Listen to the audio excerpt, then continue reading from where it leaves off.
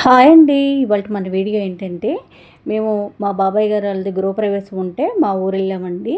అక్కడ గృహప్రవేశం చాలా చక్కగా జరిగింది. పంతులు గారు కూడా దగ్గరుండి మొదట గృహప్రవేశం తర్వాత వాస్తు పూజ అది జరిపించారు. వాస్తు పూజ అనంతరము శ్రీ సత్యనారాయణ స్వామి వ్రతాన్ని కూడా మా బాబాయ్ పిన్ని గారుల చేత చాలా చక్కగా చేయించారండి. ఈ సందర్భంగా నేను శ్రీ సత్యనారాయణ స్వామి వ్రత కథనం ఎలా మీకు చెప్దాం అనుకుంటున్నానండి. పూర్వము ఒకరోజు నైమిషారణ్యంలో మునులు కూర్చొని పురాణాల గురించి చర్చించుకున్న సమయంలో సనకాది మహామునులు సూత మహర్షిని ఇలా అడిగారు. మానవులు ఏ వ్రతము చేస్తే కోరిన కోరికలు తీరుతాయో మాకు వివరంగా తెలియచేయండి అని వేడుకోగా, వారి మాటలు విన్న సూత మహర్షి, ఓ ముని శ్రేష్ఠులారా, పూర్వము దేవర్షి అయిన నారదుడు శ్రీ మహావిష్ణువును మీరు నన్ను అడిగిన విషయంనే అడగగా, శ్రీ మహావిష్ణువు స్వయంగా నారద మహర్షి చెప్పిన దానిని మీకు చెప్తాను, శ్రద్ధగా వినండి. పూర్వము నారదుడు సర్వలోకాలను తిరుగుతూ భూలోకానికి వచ్చిన నారదుడు పూర్వజన్మ కర్మ ఫలితంగా అనేక కష్టాలను అనుభవిస్తున్న మానవులను చూసి జాలిపడి వీరి కష్టాలను కడతీర్చే దారి ఏదైనా ఉందా అని ఆలోచిస్తూ విష్ణులోకమైన వైకుంఠము చేరుకున్నారు. నారదుడు విష్ణువును చూసి, ఓ జగద్రక్షక, భూలోకంలో మానవులు నానా కష్టాలు అనుభవిస్తున్నారు.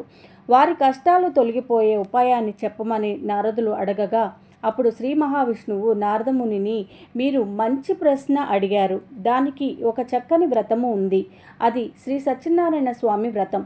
ఆ వ్రతాన్ని భక్తి శ్రద్ధలో ఆచరిస్తే ఇహలోకంలో అష్టైశ్వర్యములతో పాటు ఆంత్యమున మోక్షము పొందుతారు అని తెలపడం జరిగింది.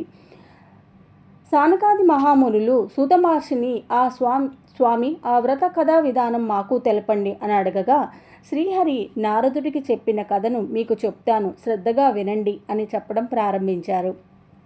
సత్యనారాయణ స్వామి వ్రతము సకల దుఃఖాలను నివారించడమే కాకుండా సంతానాన్ని కూడా పొందుతారు, అన్నింటా విజయాన్ని పొందుతారు. ఈ వ్రతాన్ని వైశాఖ మాసంలో కానీ, మాఘమాసంలో కానీ, కార్తీక మాసంలో కానీ, ఏకాదశి, పూర్ణిమ లాంటి శుభదినాలలో ఆచరించాలి. కష్టాలు వచ్చినప్పుడు కానీ, దారిద్ర్యంతో బాధపడుతున్నప్పుడు కానీ ఈ వ్రతాన్ని చేసుకుంటే చాలా మంచిది. పూర్వము కాశీనగరంలో ఒక బ్రాహ్మణుడు ఉండేవాడు. అతడు చాలా పేదవాడు, ఆకలితో బాధపడుతూ ఉండేవాడు.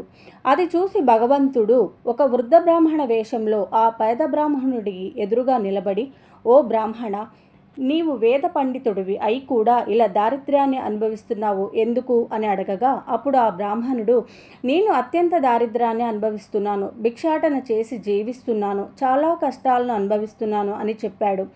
శ్రీహరి అప్పుడు ఇలా చెప్పాడు, బ్రాహ్మణుడా, నీ శ్రీ సత్యనారాయణ స్వామి వ్రతాన్ని ఆచరించు, నీ కష్టాలన్నీ తొలగిపోతాయి అని చెప్పి వ్రత విధానాన్ని చెప్పి మాయమైపోతారు. ఆ మరుసటి రోజు వ్రతాన్ని తప్పకుండా ఆచరించాలి అని ఆ బ్రాహ్మణుడు మనసులో దృఢంగా సంకల్పించుకొని ప్రాంతకాలంన స్నానాన్ని ఆచరించి భిక్షాటనకు బయలుదేరాడు. ఏ రోజు రానటువంటి డబ్బులు ఆ రోజు ఆ బ్రాహ్మణుడికి వస్తాయి. ఆ డబ్బులతో వారు బంధుమిత్రులను పిలిచి వ్రతాన్ని ఆచరించాడు. ఆ వ్రతాన్ని ప్రతి నెల నిష్ఠగా చేయటం వల్ల ఆ బ్రాహ్మణుడికి కష్టాలు తొలగిపోయి అష్టైశ్వర్యాలు సిద్ధిస్తాయి. శ్రీ సత్యనారాయణ స్వామి వ్రతాన్ని సంతానం లేనివారు కూడా ఆచరించడం వల్ల సంతానం కూడా కలుగుతుంది.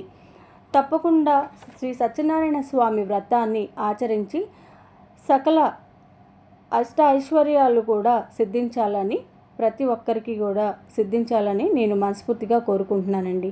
ఈ వీడియో కనుక మీకు నచ్చినట్టయితే లైక్ చేయండి, షేర్ చేయండి, సబ్స్క్రైబ్ చేయండి. Thank you friends.